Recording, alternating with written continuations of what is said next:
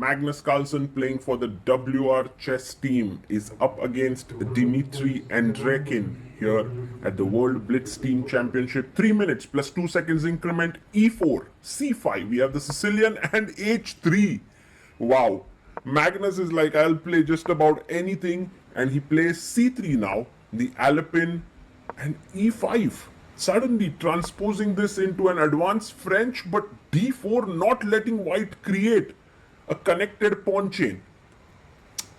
Interesting. Knight comes out to F3, putting pressure on the central pawn, also defending his E5 pawn. Bishop comes out to G7, now putting pressure on E5. We have a check, and you can play bishop to D7, and Magnus can capture here. Queen takes D7 so that the knight can come out on C6. Castles. The knight comes out and rook defends the pawn. Okay, what to do about the knight on G8? I believe knight at 6 is the most natural move, but Andreikin pushes the pawn to D3. He's asking a question to the bishop on C1. What are you doing there, my friend? You are completely blocked up. However, B4 is possible to kind of try and open up the queen side. Magnus goes first, knight to A3. Very unusual position because knight comes out on A3, the other knight will come out on H6.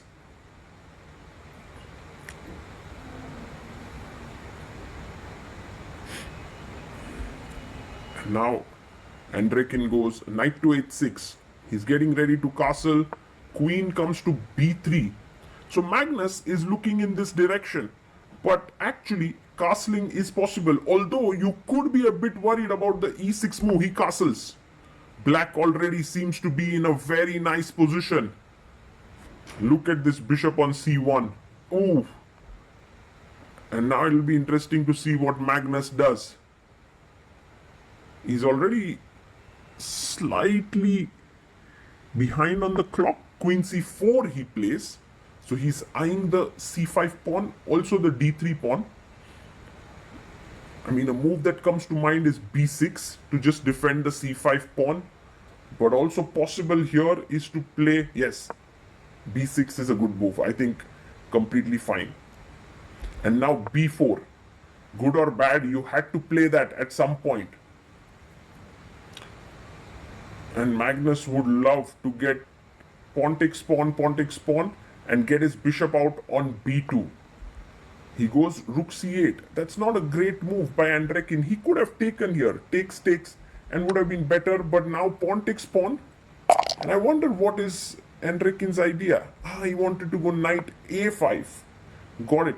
Knight A5 so that he can take on C5 with the queen, with the rook. Now, queen D4 is an excellent move. Queen D4 offers a queen trade, and also, he goes E6. Such an interesting move. Magnus making this intermezzo. I didn't even think about that move. Pawn takes pawn, taken, and now you take this with a check. Queen takes, rook takes E6. Complex position. This is hanging on E7. C5 can be taken. I think rook takes C5 is fine. Yes, giving up the E7 pawn. And now Magnus can, Andreikin can bring his knight back to C6, defending the A7 pawn, attacking the rook. What you want as black is to quickly get your knight in, somehow wrest control of the E5. If you can do that, you are already in a better position. Meanwhile, Magnus wants to get his bishop out somehow. I mean, his plan could be knight C4, bishop A3, or knight B5, bishop A3, but these moves are not easy to make. Andreikin comes back. Good move there by Andreikin. He's playing for the team of Barys, and he is doing well. He's putting Magnus under pressure. Magnus comes back, rook E4, an excellent move. Magnus knows that knight coming out to C4 is what he needs. So he gets his rook there, and I think B5 makes a lot of sense, because then you're stopping the knight from developing. He goes knight F7, and Magnus quickly brings his knight And now threatening bishop a3. Once the bishop comes in, the rook joins in, it's all over. So b5 played. And now the question is, if you, bishop a3, there's rook takes c4. So knight e3, best move, played by Magnus. Andreikin needs to be quick now. He has only 40 seconds, while Magnus has 1 minute, 45 seconds. a5 played. So maybe to meet bishop a3 with b4. That's the plan. So rook b1, coming out from this long diagonal, putting pressure on the b5 pawn. Now, once again, threatening here, takes.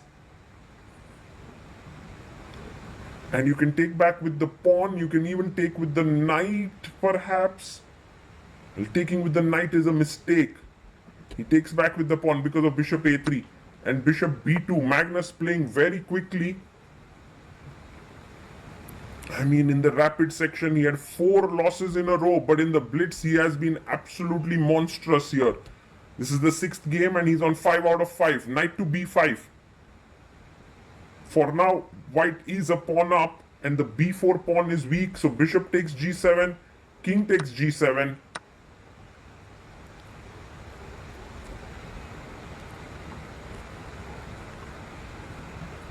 And now Magnus is thinking about what to play. There's knight d5, very nice move. If you take the rook with the knight, the other knight is taken. He finds this move as well.